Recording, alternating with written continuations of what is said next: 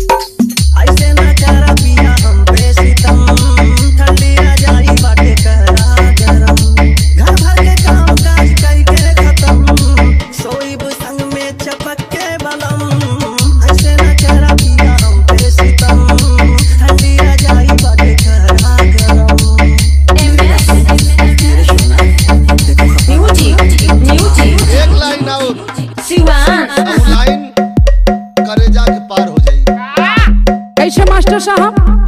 यह एक नया गर्मा-गर्म तांड आपके बीच में प्रस्तुत है। तब भैल का ब्याह में एक लाइन गीत हो master. DJ MS Music, MS Music, MS Music.